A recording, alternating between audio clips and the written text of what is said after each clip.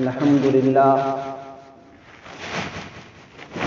لله وكفى وسلام على عباده الذين اصطفى أما بعد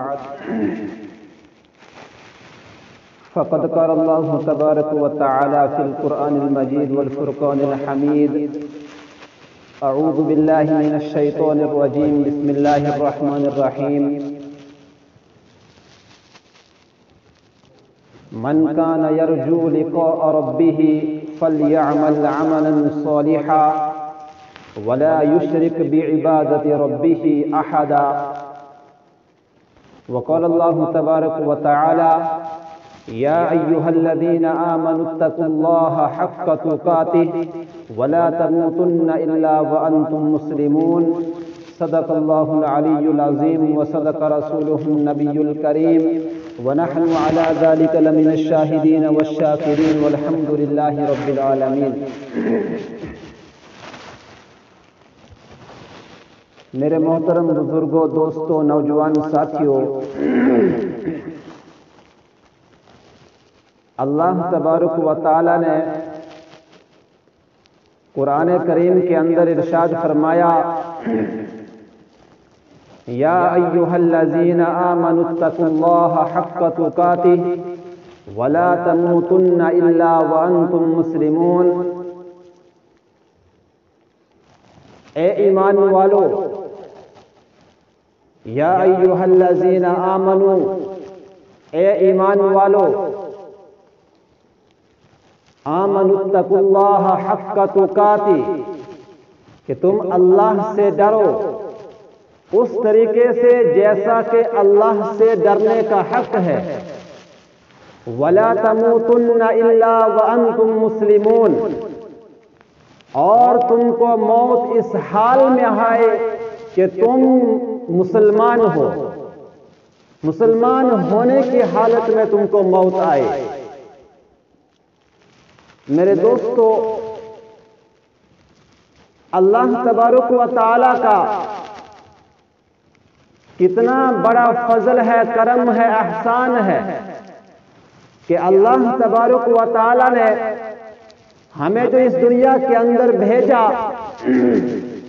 اور بھیجنے کے ساتھ ساتھ جو زندگی گزارنے کا طریقہ ہے وہ بھی بتلا دیا کہ دنیا کے اندر جانے کے بعد کون سے موڑ پر تم کو کیا عمل کرنا ہے، کس طریقے سے زندگی گزارنی ہے، اور پھر ایک موڑ آئے گا کہ تم کو پھر اس دنیا سے چلے جانا ہے، ختم ہو جانا ہے، اور پھر مرنے کے بعد پھر دوبارہ تم کو زندہ ہونا ہے، اور زندہ ہونے کے بعد پوری زندگی کے بارے میں تم سے حساب لیا جائے گا۔ اللہ تبارک و تعالی نے یہ سارا کا سارا قرآن کریم کے اندر ارشاد فرما دیا، بیان فرما دیا۔ اللہ تبارک و تعالی نے فرمایا کہ ایک انسان کی اونچائی ہے اور ایک انسان کی نیچائی ہے۔ جب انسان اپنی اس اونچائی پر پہنچ جاتا ہے تو پھر وہ انسان فرشتوں سے آگے بڑھ جاتا ہے، لیکن جب انسان نیچے کی طرف گرتا ہے تو وہ انسان پھر حیوان سے، جانوروں سے بدتر ہو جاتا ہے۔ قرآن کریم کے اندر اللہ تبارک و تعالیٰ فرماتے ہیں وَالتِّينِ وَالزَّيْتُونِ وَطُورِ سِينِينَ وَهَذَا الْبَلَدِ الْأَمِينِ لَقَدْ خَلَقْنَا الْإِنسَانَ فِي أَحْسَنِ تَقْوِيمٍ ثُمَّ رَدَدْنَاهُ أَسْفَلَ سَافِلِينَ۔ یہ طور سینا والے حضرت موسیٰ علیہ السلام کو دیکھو، زیتون انجیر والے حضرت عیسیٰ علیہ السلام کو دیکھو، اور امن کے شہر کے رہنے والے جناب محمد رسول اللہ صلی اللہ علیہ وسلم کو دیکھو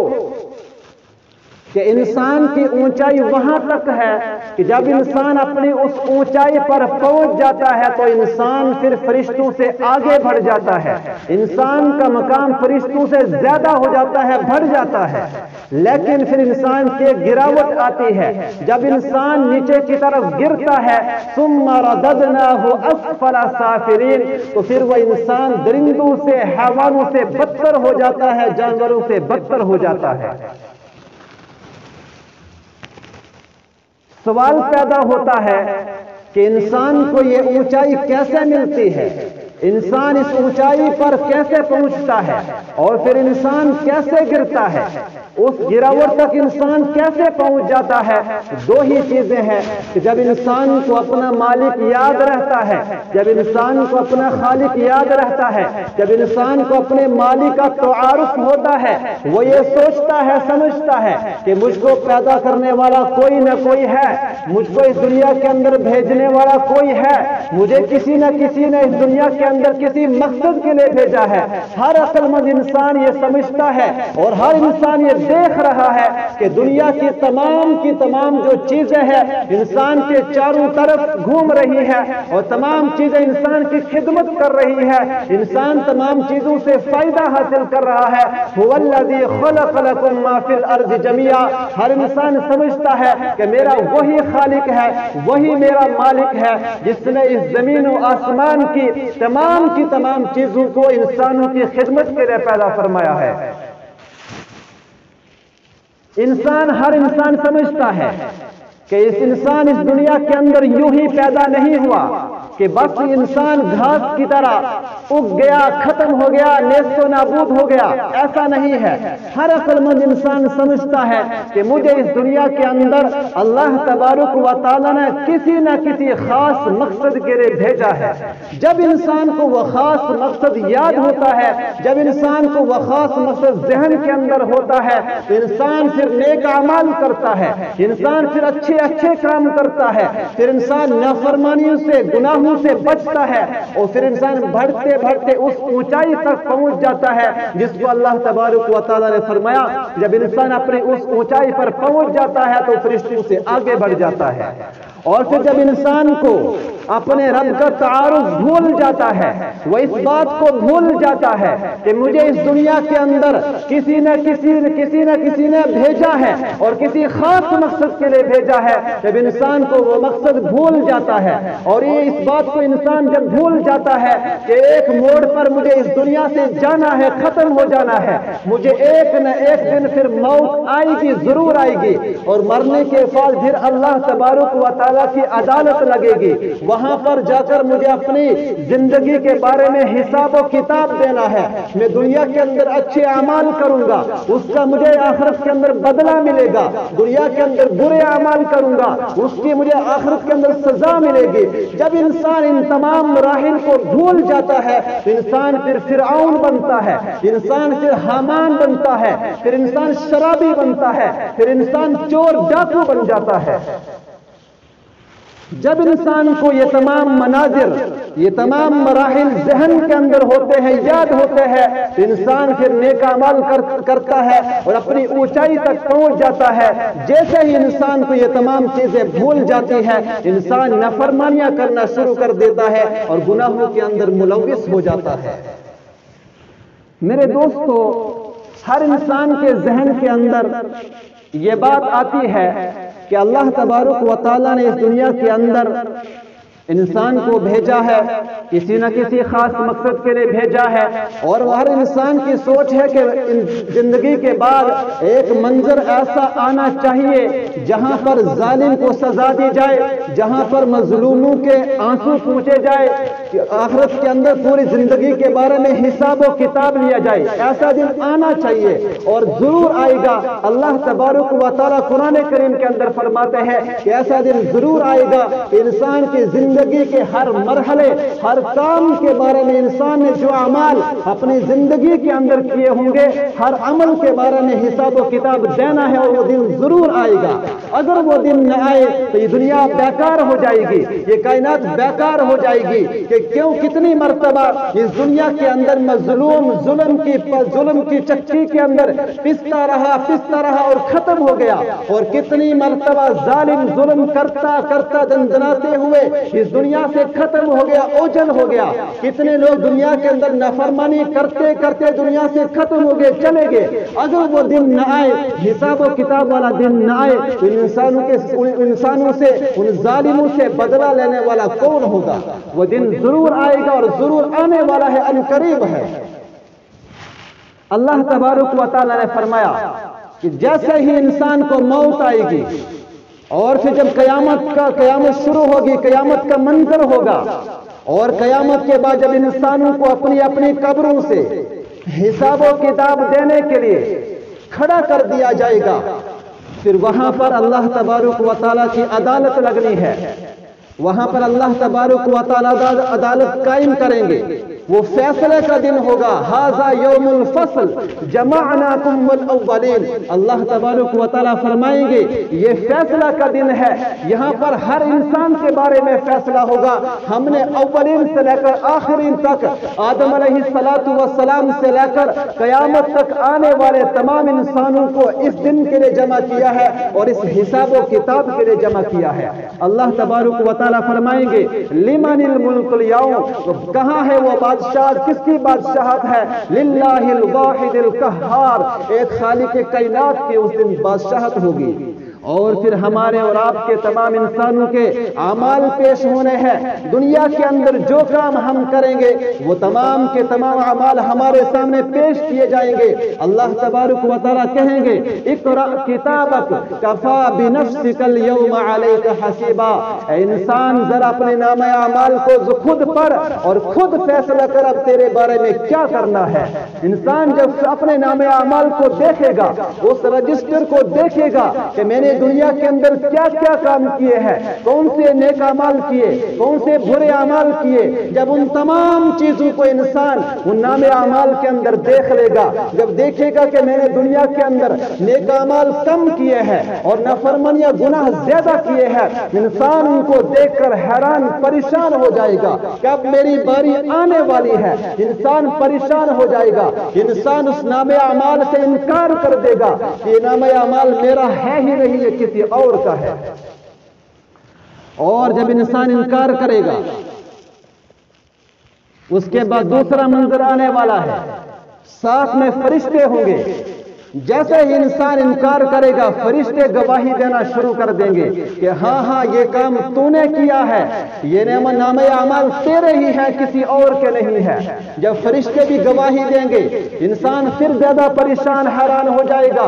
اور پھر انسان ہم اور آپ زمین کے جس حصے پر کھڑے ہو کر نافرمانی کرتے ہیں، گناہ کرتے ہیں، یہ زمین ہمارے خلاف پھر گواہی دے گی۔ یومئذ تحدث اخبارہا، کہ اس دن پھر زمین اپنے خبریں بیان کرنا شروع کر دے گی کہ میرے اوپر بیٹھ کر کھڑے ہو کر کس بندے نے کون سا گناہ کیا، کون سی نافرمانی کی، زمین بیان کرنا شروع کر دے گی۔ جب انسان ان تمام چیزوں کو دیکھے گا، انسان اپنے نام اعمال سے بھی انکار کر دے گا، فرشتے گواہی دیں گے، اس سے بھی انکار کر دے گا، زمین گواہی دے گی، اس سے بھی انکار کر دے گا۔ پھر انسان کے جسم کے جو اعضاء ہیں، تمام کے تمام اعضاء بولنا شروع کر دیں گے اور گواہی دینا شروع کر دیں گے۔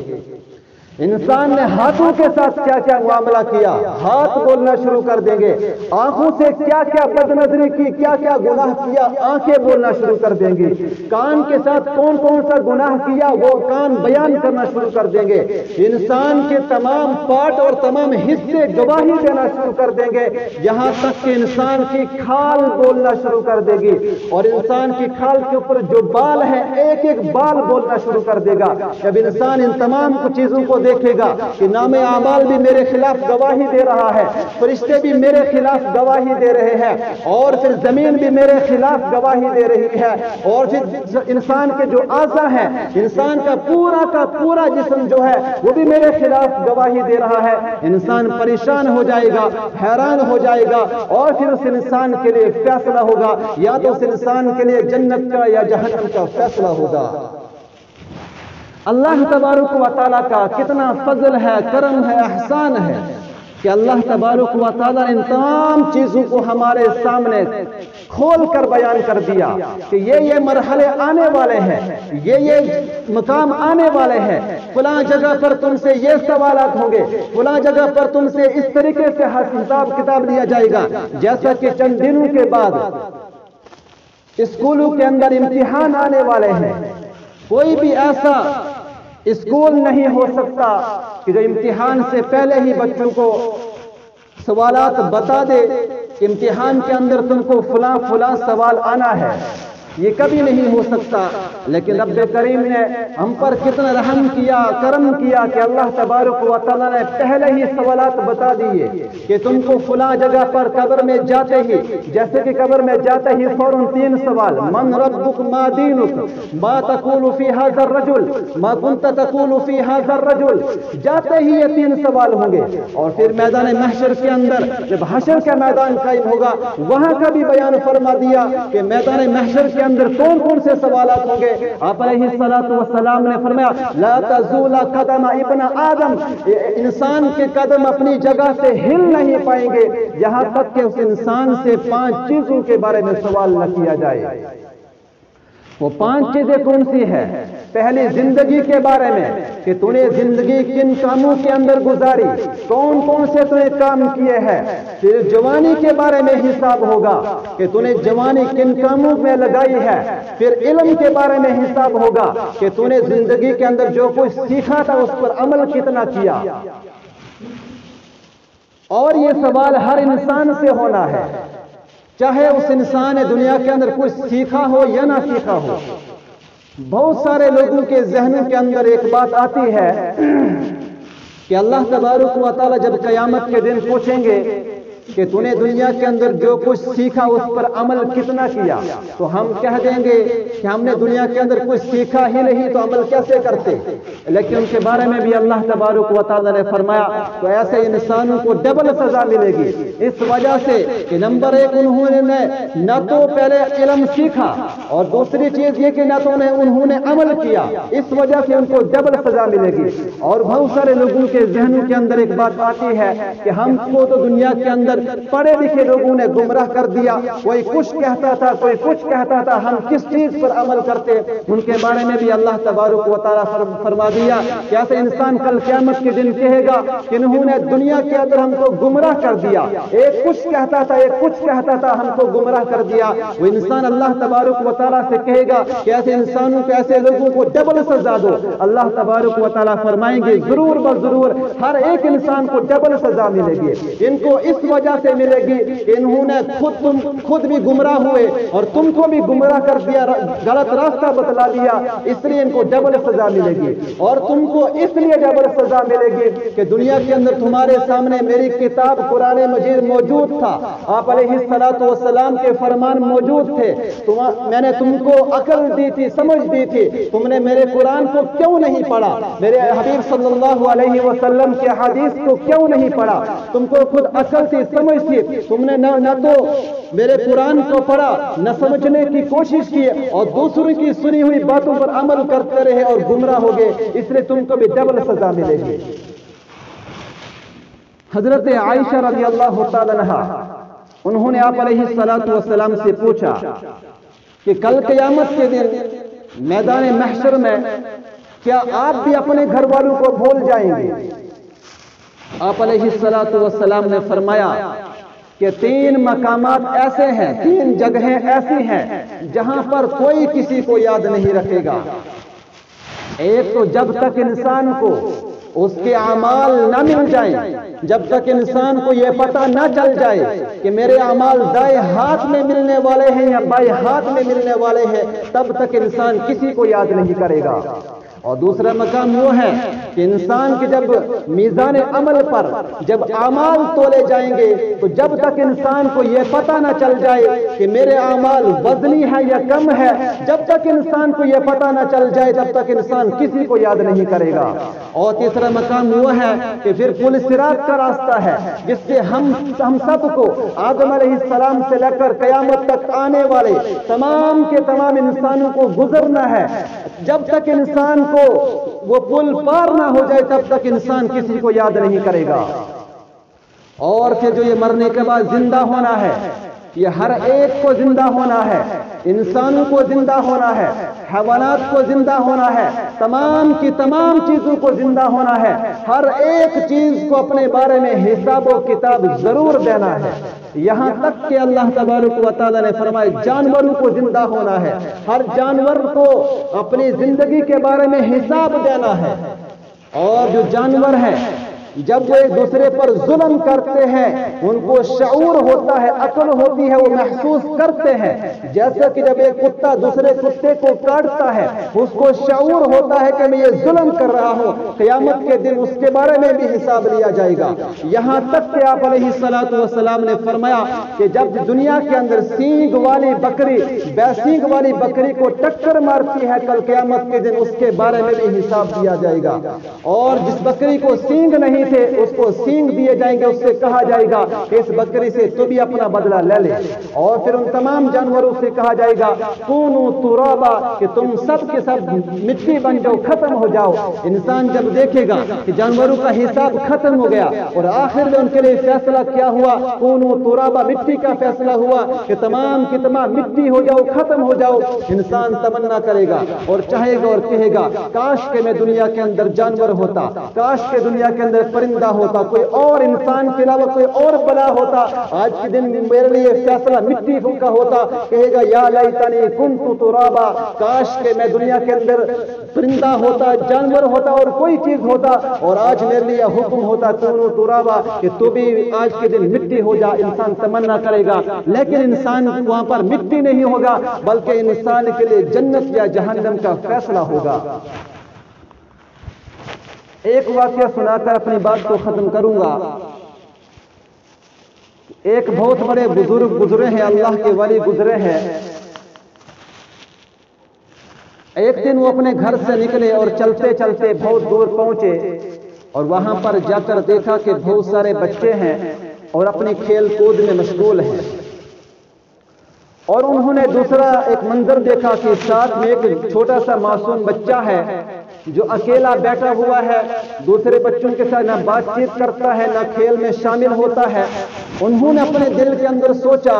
کہ شاید یہ بچہ کسی وجہ سے پریشان ہوگا، گھر والوں کی وجہ سے پریشان ہوگا، یا تو جو بچے مل کر کھیل رہے ہیں، کود رہے ہیں، یہ اپنے ساتھ اس کو شامل نہیں کرتے ہیں، اپنے ساتھ کھیلنے نہیں دیتے ہیں، اس وجہ سے پریشان بیٹھا ہے۔ اس بزرگ کے ذہن کے اندر یہ بات آئی کہ اس بچے کے پاس جاتا ہوں اور اس کی داد رسا کر لیتا ہوں، اس سے پوچھ لیتا ہوں کہ کیا معاملہ ہے، کیوں تو پریشان ہے۔ وہ کہتے ہیں کہ اس بچے کے پاس گیا اور جا کر میں نے اس کے سر پر ہاتھ رکھا اور پوچھا بیٹا کیا بات ہے، تم پریشان کیوں ہو، تم ان بچوں کے ساتھ کیوں نہیں کھیلتے ہو، یہ بچے ہنسی خوشی کے ساتھ کھیل رہے ہیں، کود رہے ہیں، مستی کر رہے ہیں، تم کیوں نہیں کھیلتے ہو؟ تو وہ بزرگ کہتے ہیں کہ اس بچے نے میری طرف نگاہ اٹھائی اور کہنے لگا افحسبتم انما خلقناکم عبثا وانکم الینا لا ترجعون۔ اے مسافر، اللہ تبارک و تعالیٰ قرآن کریم کے اندر کیا کہتا ہے؟ افحسبتم انما خلقناکم عبثا وانکم الینا لا ترجعون۔ اے انسان، تو کیا سمجھتا ہے کہ میں نے تجھے بیکار بے فائدہ پیدا کیا ہے؟ وہ اللہ کے ولی کہتے ہیں کہ جب بچے نے یہ آیت پڑھی اور یہ بات کہی میں حیران ہو گیا، پریشان ہو گیا کہ اتنا سا چھوٹا بچہ ہے، کم عمر بچہ ہے اور اتنی مضبوط اور پکی بات کہہ رہا ہے۔ وہ کہتے ہیں کہ میرے دل کے اندر بات آئی کہ شاید یہ بچے کوئی عقل مند ہوشیار بچہ ہے، اس سے کوئی میں نصیحت حاصل کر لیتا ہوں۔ تو میں نے کہا اے بیٹے مجھے کچھ نصیحت کرو، کوئی بات اچھی سی کہہ دو۔ تو اس لڑکے نے کچھ اشعار پڑھنے شروع کر دیے اور کہنے لگا جن اشعار کا ترجمہ یہ تھا اے مسافر تیرا سفر جاری ہے، تیرا سفر جاری ہے اور تیرا سفر بہت لمبا ہے، اس لیے تو اپنے سفر کے لیے تیاری کر لے۔ وہ کہتے ہیں کہ جیسے ہی اس بچے نے اشعار پڑھے میں حیران پریشان ہو گیا، میری آنکھوں سے آنسو نکل گئے اور میرے دل کے اندر بات آئی اور میں اس بچے سے کہا کہ بیٹے تم چھوٹی سی عمر کے بچے ہو، معصوم ہو، آج ہی سے تمہارے دل کے اندر یہ خوف پیدا کیسے ہوا؟ آج ہی سے تم کو آخرت کی فکر کیسے ہے؟ تم آج ہی سے جہنم کی آگ سے کیسے ڈر رہے ہو؟ آگے سے بچے نے جواب دیا کہ مسافر میں گھر کے اندر دیکھتا ہوں کہ جب میری والدہ